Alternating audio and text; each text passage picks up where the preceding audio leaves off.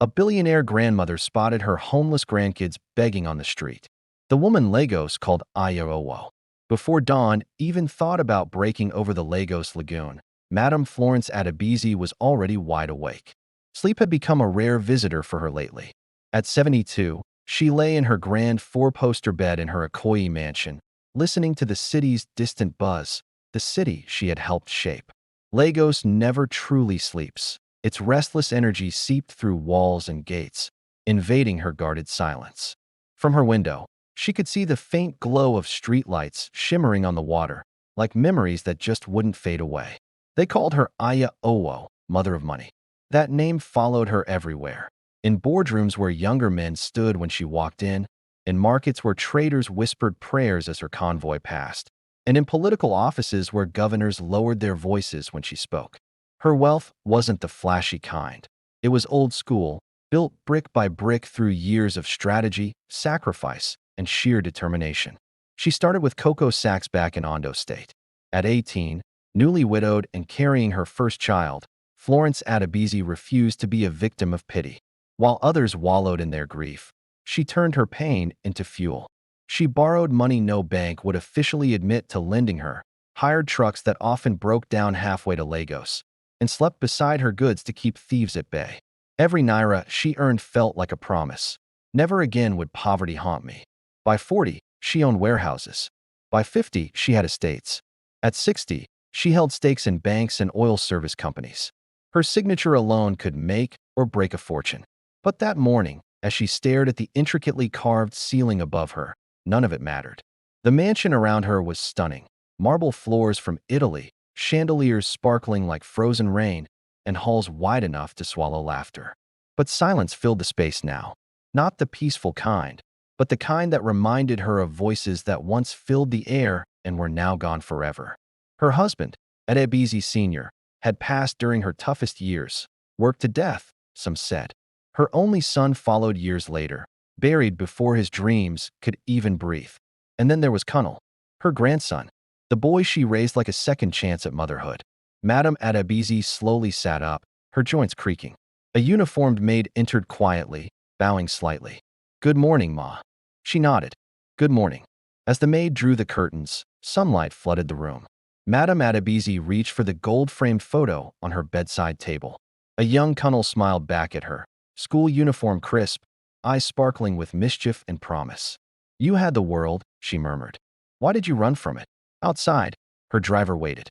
Another day filled with meetings, inspections, and signatures loomed ahead. Another day of wielding power. But deep inside, something heavy stirred, a feeling she couldn't quite name. A restlessness, as if the past was creeping closer, step by step. Little did she know, fate had already left the mansion, waiting for her on the streets of Lagos. A mansion filled with echoes. The Ikoyi mansion only came alive when the staff moved through it. At dawn, their footsteps echoed against the polished marble floors, reflecting faces like mirrors. Doors opened and closed softly, curtains were drawn, and silverware clinked faintly in the dining hall.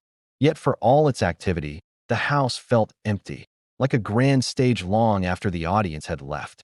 Madame Florence Adabzy descended the curved staircase slowly, one hand resting on the mahogany railing. Each step was steeped in memories. She recalled Cunnel racing down these stairs as a child, sliding dangerously along the banister while she shouted warnings he never heeded. She remembered her son standing there once, dressed in his wedding agbada, nervous yet proud. Those images lived in the walls now, unseen but echoing loudly. The dining table was set for one. A long, polished table meant for family gatherings now held just a single plate of food. Toast, boiled eggs, and tea sat untouched as Madame Adabzy took her seat. She stared at the empty chair across from her, a seat that had remained vacant for years. "Madam, shall I bring the newspaper?" the housekeeper asked. She shook her head. "Not today." The silence pressed in harder. After breakfast, she wandered through the east wing of the house, a part rarely opened. The staff avoided it unless instructed. Dust seemed to gather there faster, as if the rooms themselves resisted being disturbed. She paused in front of a wooden door carved with traditional Yoruba symbols. Her hand hesitated before pushing it open. Cunnel's room. The scent of old books and a hint of cologne lingered. The room had been preserved exactly as he left it. Bed neatly made, trophies lining the shelf, certificates framed on the wall. On the desk lay his final letter, yellowed with time, never answered. Asterisk Grandma, I need space. Please understand. Asterisk. She had pretended to understand. Madame Adabzy sank onto the bed, clutching the letter. Her wealth had taught her how to command men, influence markets, and navigate negotiations, but grief remained the one thing she never mastered. Did I push you too hard? She whispered to the empty room. Or did I love you too much? Her phone rang sharply, shattering the silence. She glanced at the screen, another business associate, another request. She ignored it. Instead, she walked to the window and gazed out at the city. Lagos sprawled endlessly, vibrant and unforgiving. Somewhere within its chaos, lives were struggling, breaking, surviving, lives she knew nothing about. A strange ache tightened her chest. That morning, she ordered her driver to take a different route to her meeting. No reason, no explanation, just a sudden urge to see the city beyond tinted windows and familiar roads. As she left the mansion, the gates closed behind her with a heavy clang. The echoes followed. She had no clue those echoes weren't just memories, they were warnings. Fate was creeping closer. The grandson she loved too much. Cunnel Adabzy came into the world on a rainy August morning, the kind of rain that washed everything clean and left the earth smelling fresh. When the nurse handed him to Madame Florence Adabzy, something shifted inside her. A second chance, wrapped in soft brown skin and a loud, stubborn cry. This one's got fire, the nurse joked. Madame Adabzy smiled through her tears. He's Adabzy blood. From that moment on, Cunnel became her whole world. After losing her only son, Madame Adabzy poured all her love into this boy. She took charge of his tutors, attended every school event, and made sure he had everything he needed: books, clothes, trips, and protection. While other kids were scared of their elders, Cunnel grew up bold and confident, sometimes a bit reckless, knowing his grandma's shadow was always there for him. He called her Grandma Flory, a name no one else dared to use. Grandma, why do people bow when you walk? He asked once, not older than 7. She chuckled. Because they respect hard work. Will they bow for me too? She looked at him thoughtfully. Only if you earn it. Cunnel was a star in school, but struggled with following rules. He questioned everything, challenged authority, and had an impatience that worried her. While other boys dreamed of wealth, Cunnel had already tasted it and found it heavy. By his teenage years, he had grown tall and handsome, his confidence often mistaken for arrogance. Teachers complained. Family elders raised their eyebrows. You're spoiling him, one uncle said during a family meeting. Madame Adabzy silenced him with a wave of her hand. He's not spoiled. He's protected. But later, she'd realized that protection wasn't the same as preparation. She sent Cunnel abroad to study. First London, then Canada, hoping distance would help him mature. Instead, it widened the gap between them. His phone calls got shorter, and his visits home felt forced. Lagos no longer excited him. It suffocated him. You built an empire, he said during a rare dinner together. But you built it for yourself. What if I want something different? Her jaw tightened. This family's name didn't grow itself. Cunnel stood up.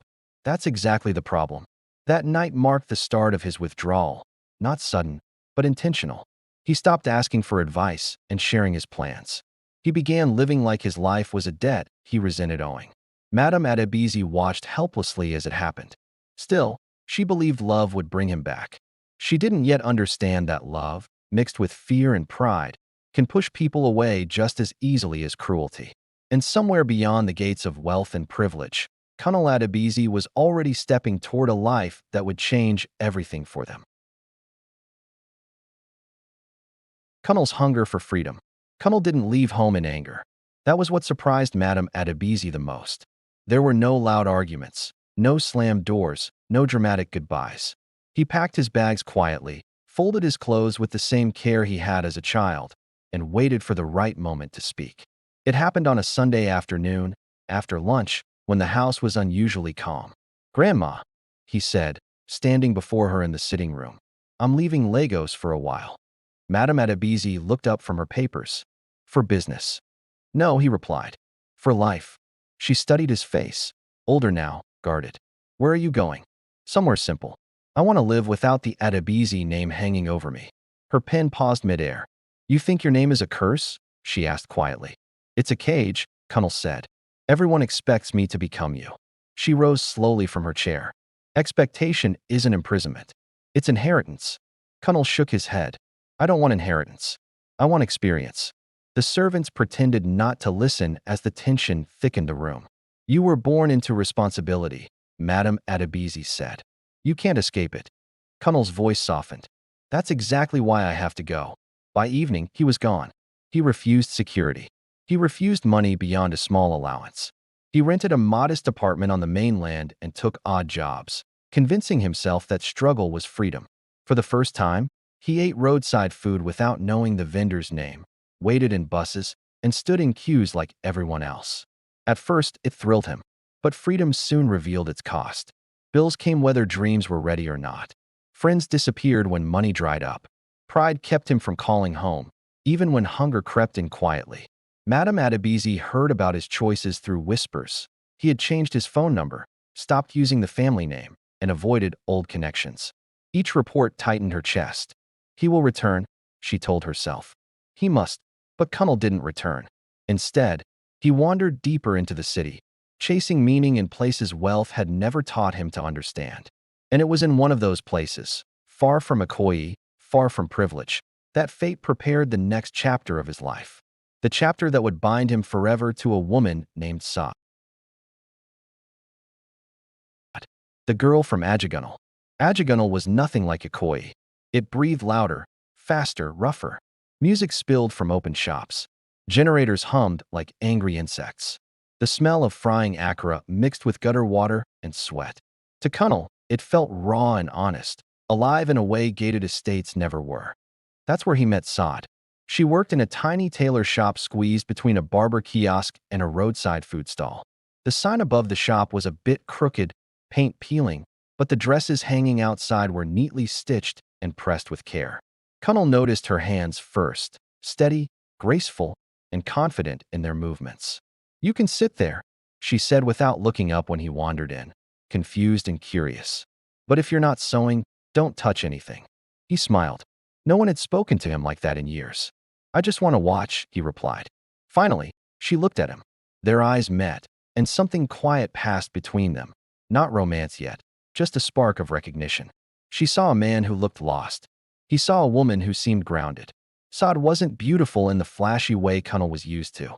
Her beauty was simple, calm eyes, a soft voice, and a strength that didn't need to shout. She wore faded dresses, her hair always neatly tied back, her face fresh and free of makeup. He started visiting the shop often. At first, he made excuses, repairs, adjustments, small talk. But soon, he admitted the truth. I don't really need clothes, he said one afternoon. I just like being here. She laughed. Then you should pay rent. They talked about life, dreams, and survival. Saad had lost her parents young and learned independence early.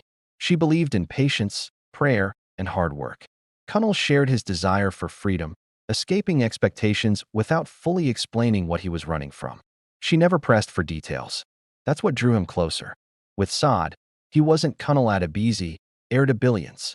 He was just Cunnel, a man learning to live without protection. They fell in love slowly. No grand gestures, no promises, just shared meals, evening walks, and conversations under flickering streetlights.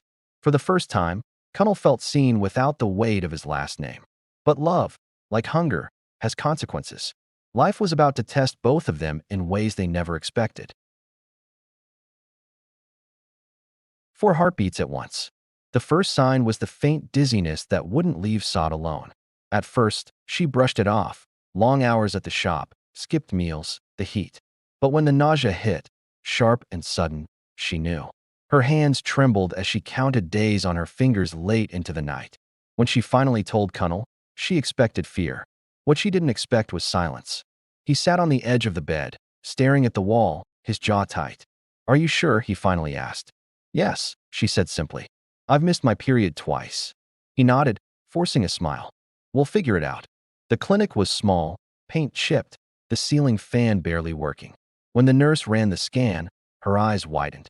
Are you sitting? She asked. Saad reached for Cunnel's hand. You're carrying 4 babies. The room spun. Cunnel's breath caught. 4. Not 1. Not 2. 4 lives at once, demanding space in a future he had barely begun to shape. Saad cried. Tears of fear and wonder tangled together. Cunnel smiled weakly, but inside, something cracked. That night, he walked the streets alone. He thought of his grandmother, the empire, the expectations he was trying to escape. He thought of rent, hospital bills, and school fees multiplied by 4. The freedom he chased suddenly felt like a trap closing in. Saad tried to reassure him. God will help us, she said, resting her hand on her belly. We'll work harder. Cunnel nodded, but his thoughts raced elsewhere. Responsibility had found him, and instead of standing firm, he began to shrink. The night Cunnel disappeared. Cunnel didn't leave right away.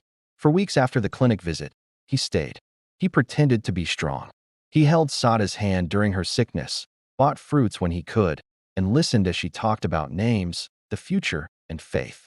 But every night, when Saad slept, Cunnel lay awake. Fear sat heavy on his chest. He started getting calls from old friends who recognized him, from distant relatives who somehow found his number.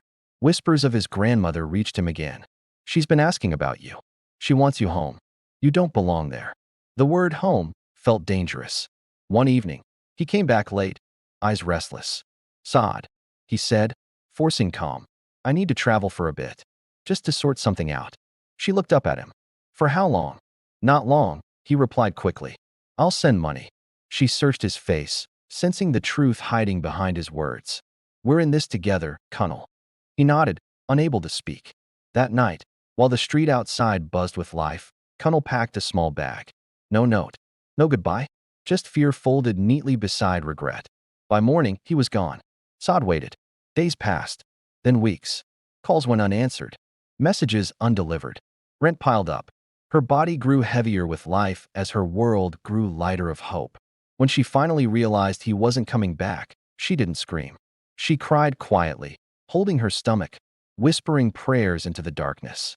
Madame Adabzy vanished that night, not just from Ajegunle, but from the lives of the 4 hearts growing inside her. And the consequences of his absence had only just begun. A grandmother left in the dark. Madame Florence Adabzy sensed Cunnel was missing long before she got the confirmation. You know, a grandmother's intuition isn't something you learn in school or just pick up with age. It's all about love and the pain that comes with loss. Cunnel had always come back, no matter how far he wandered. But this time, the silence felt way too long. She quietly sent out a few trusted folks, not security guards in uniforms or lawyers with fancy letters, just people who knew how to look without being noticed. They checked banks, hospitals, airports, and old addresses. Cunnel had vanished like a shadow at noon. Weeks turned into months. Every report came back the same way. No trace, ma. At night, Madame Adabzy sat alone in her study, staring at files that felt like a blur. Her once unbreakable strength started to crumble under the weight of not knowing. Where did I fail you? She whispered to the photograph on her desk. The family elders spoke cautiously now. Maybe he needs time. Maybe he's ashamed. Maybe he's chosen his own path. Their words didn't bring her any comfort. She thought about sending out a public notice, but pride held her back. The Adabzy name wasn't meant to be dragged through the streets. So, she waited, caught between dignity and desperation. Years passed. Then the news came. A minor accident. A nameless man. A borrowed identity. A quiet life that ended suddenly on the Ibadan Expressway. The confirmation shattered her. Madame Adabzy buried her grandson without a body, without closure, without answers. She mourned him alone, lighting candles and whispering forgiveness into the night.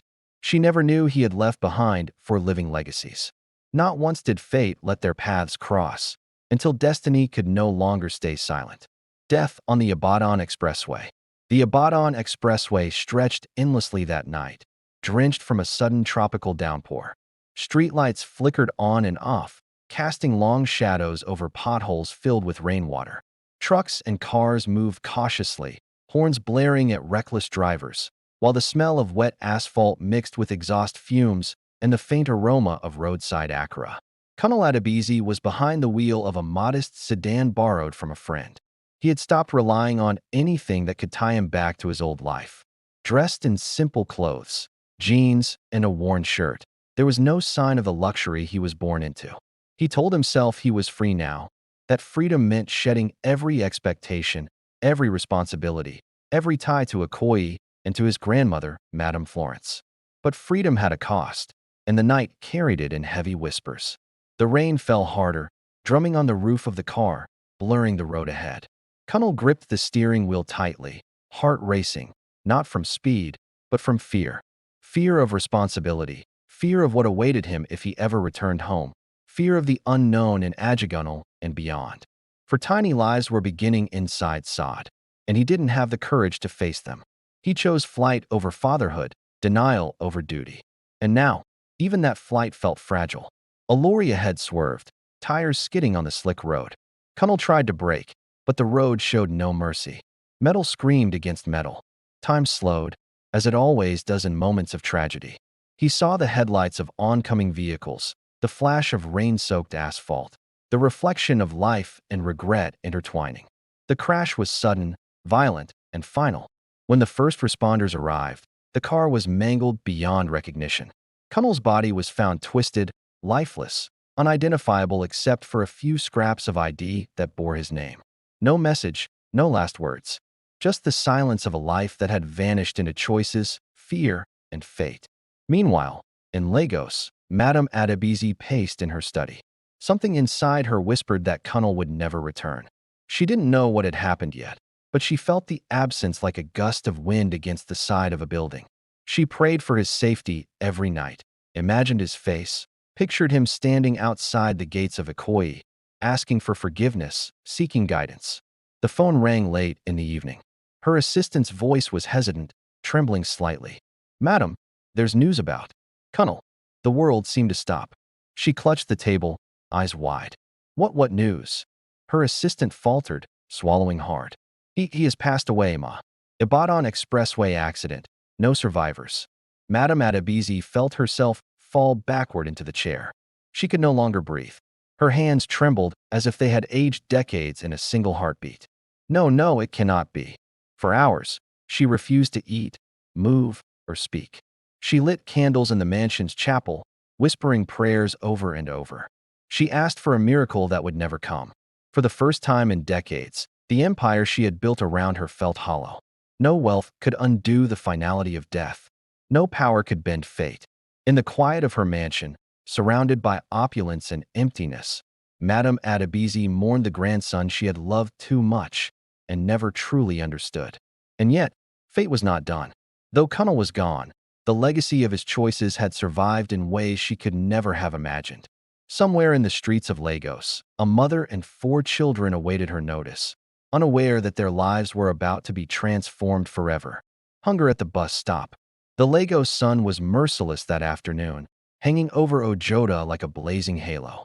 Traffic crawled along the expressway, horns blaring, motorbikes weaving dangerously between cars, street hawkers shouting over one another. Heat shimmered on the tar like waves rising from the road. Amidst the chaos, a small figure sat on the curb. A child, not more than 6, legs crossed, palm extended. Beside him were 3 others, their faces thin, clothes tattered, hair unkempt. The 4 children sat quietly, eyes scanning each passing car, mouths moving in silent prayers for coins, scraps, or even a smile. Behind them stood a woman, not old but worn by years of struggle. Lines etched across her face told stories no cream could erase. Her hands gripped a tattered bag, and her bare feet, calloused from countless walks on the streets, told another tale. Every so often, she whispered softly to the kids, "Don't cry, don't beg too loudly. We'll eat today, God willing." That was Sod. She had come to terms with the fact that life demanded more than she could give, yet she poured out everything she had. Her heart brimmed with love, even if comfort was a distant memory. Her 4 little ones were her strongest link, but she knew hunger was shaping them too. Their bellies were thin, clothes tattered, and feet dusty from the Lagos streets. Yet in their eyes burned a fierce will to survive. The kids chimed in a small chant, "Madam, God bless you please." In that moment, everything changed for Madame Florence Adabzy. Her convoy slowed at the bus stop as traffic crawled. Usually, the tinted windows shielded her from the city, But this time she leaned forward, squinting. For children. The sight of them, their shapes, gestures, and faces sent a chill through her. The youngest boy had Cunnel's eyes, wide, curious, and stubborn even in hunger. One of the girls had his dimple, faint but unmistakable. The way they huddled together, protective and proud, stirred a memory she hadn't realized she still carried. Her grandson as a boy, brave and mischievous, leaning against her lap, laughing for no reason at all. Madame Adabzy slammed on the brakes, the car screeching to a halt. Her heart raced. "Stop the car," she commanded. Her driver hesitated. "Ma, it's traffic." "Stop," she repeated, her voice firm. "I want to see them." She stepped out, the Legos heat hitting her like a wave, but she barely noticed. Her eyes were locked on the children. Her breaths came quick, but she pushed through. "Who are you?" she asked the woman, her tone both gentle and commanding. Startled, Saad took a step back. "Saad, ma." "I." Madame Adabzy felt her knees weaken. "Saad. Cunnel Saad?" she whispered, barely able to breathe. The woman nodded slowly. "Yes, ma. I'm Saad." The connection hit her like a bolt of lightning. The name, the kids, the resemblance, it all made her world spin. My grandchildren," she whispered, tears streaming down her cheeks. "All these years you were here, and I didn't know." Saad stood frozen, the heat, hunger, and exhaustion forgotten in a rush of disbelief. She never imagined someone like Madame Adabzy, the woman whose name echoed across Lagos in fear and respect, would stop for them. Madame Adabzy moved closer, kneeling to meet the kids at eye level. She held out her hands, shaking slightly. You are my blood," she said, her voice breaking. "My grandchildren. Forgive me. I didn't know." The kids stared at her, unsure whether to cry or smile. Slowly, they moved closer. One by one, they let her hold them. Traffic backed up. Horns blared. People stopped and stared. But Madame Adabzy didn't care. In that moment, it was just them. The streets of Ojoda, filled with dust, noise, and despair, were about to witness something extraordinary. The recognition of family, the power of love, and the start of a life restored. The day traffic stood still. Ojoda Road was a chaotic mess. Buses honked, Okadas darted recklessly, and hawkers dodged cars with trays of fried plantains and sachets of water. The Lagos sun beat down, relentless, turning the road into a shimmering heat wave. But Madame Florence Adabzy barely noticed. Her eyes were glued to the four kids sitting on the curb, tiny hands outstretched, bowls scratched and worn, the very picture of hunger and survival. Behind them stood Saad, watching quietly, unsure of what to expect from the tall, powerful woman who had just stepped out of a luxury convoy into the sweltering Lagos streets. Madame Adabzy felt the world stop. It wasn't just the kids, their faces, their posture, the unmistakable dimpled smiles, the sharp, searching eyes. It was Cunnel's blood staring back at her. Her heart thudded so loudly she feared the kids would hear it. The driver and the security men behind her were frozen, unsure whether to step in. Horns honked angrily, but she didn't move. She took a slow step forward, then another, until she was kneeling on the curb, face to face with the kids. My grandchildren," she whispered, her voice trembling. Tears flowed freely down her cheeks. "All this time, all these years, where have you been?" Saad stepped forward cautiously, her own eyes wide with disbelief. "Ma, I am Saad. Cunnel, your grandson. He left us." Madame Adabzy gasped, clutching her chest. The words confirmed fears she had long buried. Cunnel had abandoned them. And yet here they were, his children, alive, breathing, standing before her, untouched by the wealth and privilege they had never known. The kids shifted, unsure whether to trust this stranger in elegant clothes with a golden watch. One of the boys, the one with Cunnel's eyes, whispered softly, Are you really our grandmother?" "Yes," she said firmly, tears streaking her face. I am your grandmother, and I will never let anything hurt you again." The air vibrated with the intensity of the moment. Drivers leaned out of their windows, pedestrians paused, and the city noise softened, almost respectfully, around her. For the first time in decades, Madame Adabzy was not Ajegunle, the fearsome billionaire, the woman whose wealth commanded respect. She was simply a grandmother, recognizing her own blood, finally speaking the truth her heart had longed to express. Saad stepped closer, tears streaming. We have suffered, she said, voice breaking. We didn't know who else to turn to. Madame Adabzy reached out, holding Saada's hands gently. No more suffering. No more hiding. You are my family, my grandchildren. And from this moment, everything changes. The kids moved closer, one by one. Their small bodies pressed against her, and she held them tightly, feeling the weight of their hunger, their fear, and their innocence. Even the security men behind her were silent. Even the honking traffic seemed distant. For that brief, perfect moment, time itself stopped in Lagos, and a grandmother's love swept away years of abandonment, poverty, and despair. As she stood, gathering the children in her arms, she whispered, almost to herself, "Blood always calls blood, and God always brings them home."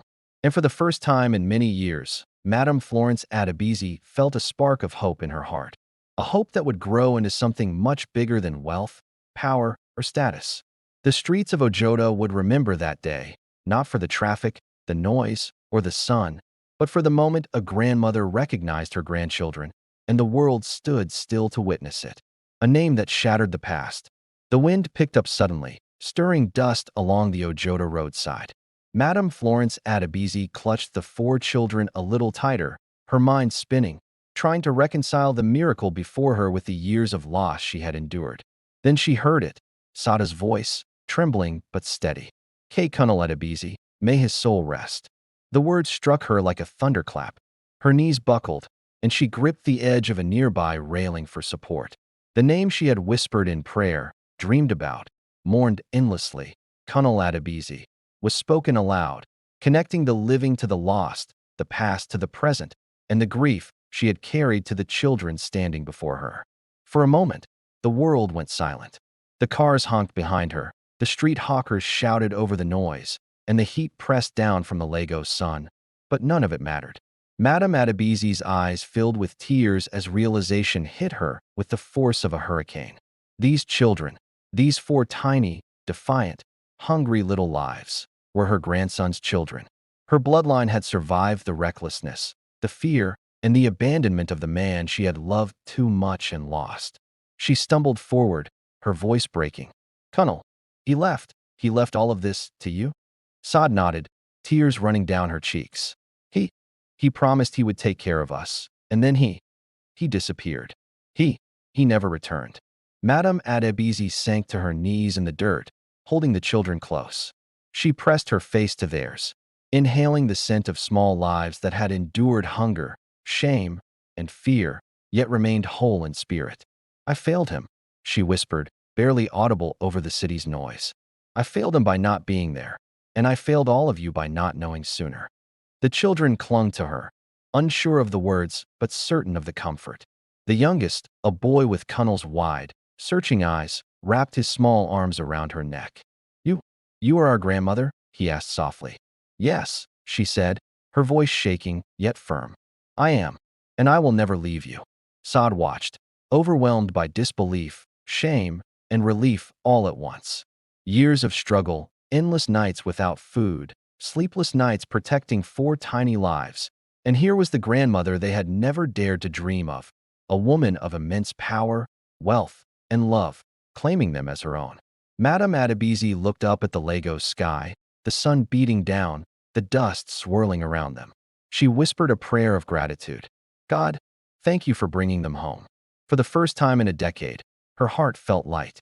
The grief of Cunnel's loss remained, but it was joined now by something stronger: hope, redemption, and the beginning of a new family. Even the city seemed to pause. Drivers craned their necks to see what was happening. Street hawkers stopped mid-call, and Lagos, relentless as ever, witnessed the extraordinary moment when a grandmother discovered her lost grandchildren and embraced her family whole again. Madame Adabzy knew, in that instant, that nothing, neither death, pride, nor years of silence, could sever the bond of blood. And for the first time, she allowed herself to imagine what life could be like with them under her care, safe, nourished, and loved. Blood recognizes blood. Madame Florence Adabzy's hands shook as she held the 4 children closer, her eyes never leaving their small, dust-streaked faces. The reality was overwhelming. Cunnel's blood, the children she had never met, all standing before her, alive, hungry, and trembling with the fear of the streets. She looked around at Saad, who had tears streaking her face, and the children clinging to her, and her mind raced with years of grief, guilt, and love. The streets of Ojoto were alive with the noise of Lagos, honking horns, shouting hawkers, the drone of motorbikes, but she felt only silence inside herself. "Your father, my grandson. Cunnel," she whispered, shaking her head. "He abandoned you, and yet here you are." Sada's lips trembled. "Ma, we survived. We had to." Madame Adabzy knelt on the curb, cupping each child's face in her hands. Her heart ached at their thin arms, their small stomachs, the dirt in their hair, and the clothes patched with desperation. "Blood always finds blood," she murmured. "I may have lost your father, but I will not lose you. Not now. Not ever." The children stared at her, unsure of what to believe. Wealth had never touched them. Promises had only brought pain. But in her eyes, they saw something different. Authority, yes, but also compassion, love, and recognition. One of the boys, the one with Cunnel's eyes, spoke first, almost a whisper. "You? You are really our grandmother?" Madame Adabzy nodded firmly, swallowing a sob. "I am. And from this moment, you are safe. You will never know hunger like this again. You will never have to beg on the streets of Lagos." She stood abruptly, raising her arms so the traffic and pedestrians could see. The children followed her slowly, still unsure, but the act itself was symbolic. She was claiming them, publicly, openly, no longer hidden, no longer abandoned. "I claim you as my grandchildren," she declared, voice echoing against the concrete and metal of Ojoto. "And anyone who rejects you rejects me, and anyone who harms you will answer to me." A silence fell over the street. Drivers leaned out of their windows, pedestrians paused, and even hawkers stopped shouting, sensing the weight of the moment. The children's mouths dropped open. Sada's hands trembled.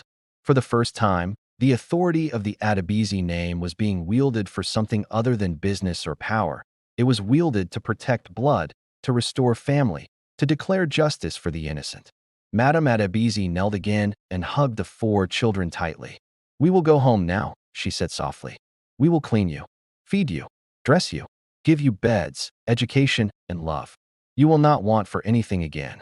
The children's small faces broke into shy, tentative smiles. One of the girls laughed softly, a sound like bells through the Lagos heat. The youngest boy buried his face into her chest and whispered, We are your grandchildren?" "Yes," she said firmly, kissing his head. "My blood, your father's blood. And from this day forward, we are one family." Saad dropped to her knees, tears streaming, and prayed aloud in Yoruba, giving thanks that a grandmother so powerful had noticed them, claimed them, and would protect them. Thank you," she whispered over and over. Madame Adabzy's eyes swept over the scene. Traffic still moving, strangers watching, children clinging to her. She realized then that love had far more power than wealth. Blood recognized blood, and for the first time in years, she felt the heavy weight of grief lift slightly, replaced by purpose. She held Sada's hands and the children's small hands once more. "We have suffered long enough," she said. "From this day, our family begins again. And I swear, no force in Lagos, or anywhere, will take you from me." The city felt like it hit pause for a moment as the incredible power of a grandmother's love transformed the streets into witnesses of a miracle. A lost family found, blood ties restored, and hope reignited. For Madame Florence Adabzy, wealth and power didn't mean much anymore. Her true legacy was about love, protection, and the lives of the 4 children clinging to her skirts, the living proof that blood always calls to blood. From street dust to silk sheets. The drive from Ojoto to Ikoyi was like nothing the 4 kids, or Saad, had ever seen. The convoy crawled through the busy Lagos traffic, but the kids' eyes lit up with every turn. Cars honked, pedestrians stared, and hawkers shouted from the roadside. But none of that mattered. Their focus was solely on Madame Florence Adabzy, the woman who had just claimed them as her own. Saad held their hands tightly, whispering reassurances. It's okay. This is your grandmother. She'll take care of you." Finally, they arrived at the mansion, a massive structure of marble and glass, surrounded by perfectly manicured gardens and guarded by tall, serious-looking men in uniforms. The kids froze, staring at its sheer size.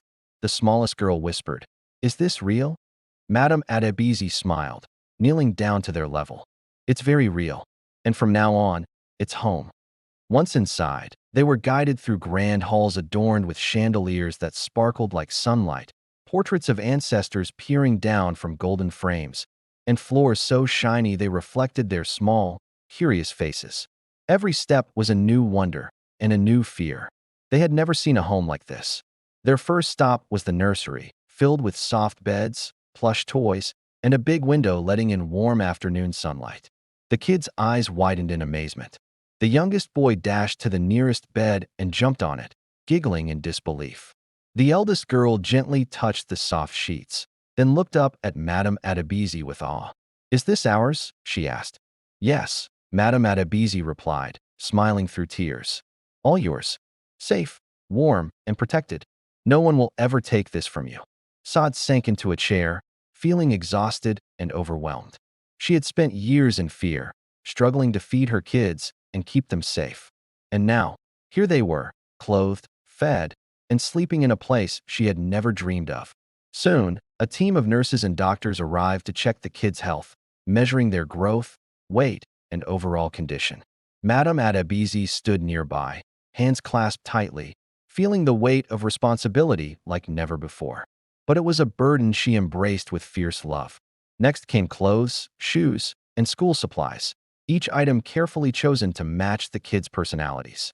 The eldest boy, bold like Cunnel, grinned for the first time in years as he tried on new sneakers. The youngest girl twirled in a bright dress, laughing at the sensation of clean fabric against her skin. Dinner was served in a grand dining hall, at a long polished table that had been empty for years. The kids hesitated at first, unsure how to handle the cutlery or the variety of food before them. Madame Adabzy guided them patiently, smiling as they discovered flavors they had never tasted: fresh fruit, hot soup, rice with stew, and baked bread. Later that night, after baths and prayers, the children climbed into their soft beds, exhausted but safe. Madame Adabzy watched them sleep, her heart swelling with emotion.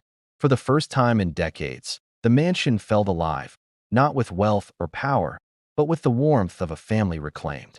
She whispered a quiet prayer. "Thank you, God, for bringing them back to me. May I never fail them like I failed their father. May their lives be filled with love, joy, and protection." Saad knelt beside her, still overwhelmed. I don't know how to thank you," she said. Madame Adabzy placed a gentle hand on her shoulder. "You don't need to.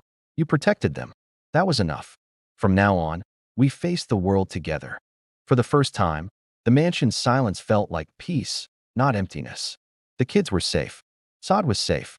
And Madame Florence Adabzy had finally begun to heal, not from wealth, but from love, forgiveness, and the restoration of her family. A family divided, a matriarch unmoved. Word spread quickly. By the next morning, whispers circulated through Ikoyi, Lekki, and even Lagos Island. Madame Florence Adabzy had brought her grandson's children back from the streets of Ojota. The story reached family members, business associates, and old rivals alike. Inside the mansion, the atmosphere buzzed with energy. The servants moved nervously through the polished halls, unsure if they were witnessing a miracle or a scandal. Madame Adabzy stood in her study, flanked by Saad and the 4 children, her posture strong, her gaze steady. She had called for the family elders, the same ones who had once scolded her for spoiling Cunnel, who had whispered that he was too reckless and independent. They arrived one by one. Uncles with stern faces, aunts with pursed lips, cousins whispering under their breath. Their eyes darted from the children to Saad to Madame Adabzy, disbelief and judgment swirling in the air. "Florence," began her eldest brother, his voice heavy with reproach, "what is this? You've taken children from the streets, without consulting us." Madame Adabzy turned slowly, locking eyes with him. "Consultation? With whom?" Her voice was calm, but carried authority. "These are my grandchildren, blood of my blood. They were abandoned. By Cunnel. By fate. And until this moment, by all of you who claim to care about family, but never asked where they were." The elders shifted uncomfortably, the truth hitting them like a cold splash of water. Saad stepped forward, hands trembling but voice steady. We survived, yes, but we lived on the streets, begging, hungry, and scared. Madame Adabzy didn't just find us, she saved us, and she has every right to claim her family. Madame Adabzy's eyes softened as she looked at the kids. Look at them, she said, her voice rising so everyone could hear. 4 strong, smart, resilient children who've made it through what most couldn't. They're my grandchildren, my heirs, and from this day on, I'll protect and love them. Her uncle cleared his throat, his voice tight. But Florence, the family business, inheritance, these kids. They are my inheritance, she interrupted sharply. Not because of money, but because they carry this family's bloodline. No man, no relative, and no law can take them from me. A stunned silence followed. The air felt thick with tension and awe. Even the servants paused, sensing the weight of the moment. Madame Adabzy continued, her voice steady. I don't need your approval. I don't want your blessing. What I demand is respect. Respect for my blood. Respect for Saad, who protected them when you didn't. And respect for me, their grandmother, who won't let them be forgotten or harmed. The cousins shifted uncomfortably, the aunts lowered their heads, and the men of the family realized they couldn't challenge her authority. The matriarch had spoken, and when she spoke, the room and the family listened. Saad knelt beside the kids, whispering softly, "See? They can't stop us now. We're safe." Madame Adabzy turned back to them, her face softening. "No one will ever harm you again," she said. "You're my grandchildren. I'll move heaven and earth to protect you. Let the world hear it. Blood recognizes blood, and I claim mine." The elders bowed their heads, some in shame, others in respect. The children looked up at her, eyes wide with awe, realizing for the first time they were truly part of something bigger than themselves. In that moment, Madame Florence Adabzy understood something profound. Wealth could buy power, and influence could command obedience, but love, protection, and family were forces stronger than anything money could touch. And she, unwavering, would be the guardian of her bloodline. Undaunted, immovable, and unyielding. The family was divided, but the matriarch was unshaken. Her grandchildren were safe. Their place in the world was secure. And for the first time in decades, Madame Adabzy felt the full weight and joy of family restored. The mansion in Ikoyi had never felt so alive. The echoes of loneliness, empty halls, and silent chandeliers were replaced with laughter, footsteps, and the chatter of 4 little voices. The quadruplets ran through the polished floors, their bare feet slapping softly against the marble as they explored every corner of the home that was now theirs. Madame Florence Adabzy watched from the balcony, the afternoon sun catching her silver hair, giving her an almost ethereal glow. She had spent decades building empires, commanding respect, and bending markets to her will, but none of that compared to this moment. None of it came close to the warmth of family restored. Saad sat nearby, folding freshly laundered clothes, tears of relief streaming down her face. For years, she had fought to keep her children alive on the streets of Lagos, living hand to mouth, every day a struggle for survival. And now here they were, safe, loved, part of a family they had never dared to imagine. The children, for little hearts beating as one, ran into Madame Adabzy's arms, collapsing in a tangle of limbs and laughter. She held them tightly, whispering prayers of gratitude under her breath. "You are safe now," she said, her voice thick with emotion. "No one will ever take you from me. No hunger, no streets, no fear, nothing. You are my blood, my grandchildren, and my legacy." The eldest boy looked up at her with wide eyes, his voice trembling. "Grandma, will we always be with you?" "Yes," she replied firmly, smiling through her tears. "Always. This is your home. This is your family. And I will move heaven and earth to make sure you never feel abandoned again." Saad knelt beside the youngest girl, gently brushing the hair from her face. "See? Grandma is real," she whispered. "She's ours." Madame Adabzy stood, her eyes sweeping over the vast mansion, the rooms filled with life, the gardens alive with movement, and the walls no longer silent. In that moment, she realized that her wealth and power had finally found their true purpose. They weren't just for empires, investments, or influence. They were for family, love, and protection. That evening, as the sun dipped below the Lagos skyline, painting the sky in gold and crimson. Madame Adabzy gathered the children and sobbed in the grand hall. She knelt, holding their hands in hers. "Your father may have left us," she said softly, "but you are here. You are alive. You are strong. And from this day forward, your lives will be filled with love, opportunity, and guidance. You are the future of our family, and I promise we will face it together." For the first time in years, the mansion was filled with more than wealth. It was filled with hope, joy, and belonging. The quadruplets laughed as they ran to the balcony, pointing out the cars below, the streets they had once feared, and the world that now felt wide and welcoming. Madame Adabzy looked on, feeling a deep, steady peace settle over her heart.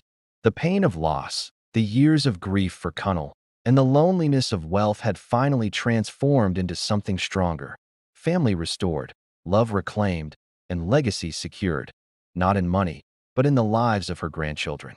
That night, she stood by the window, watching the lights of Lagos twinkle like stars fallen to earth.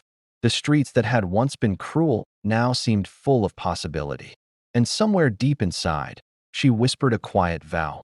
"From now on, none of my blood will ever hunger or wander alone again.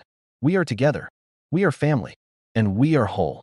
The mansion echoed with laughter, the quadruplets' voices ringing bright, and for the first time in decades, Madame Florence Adabzy felt truly at peace. For Little Hearts had changed everything, and in that moment, she knew her family, her legacy, and her love would endure forever.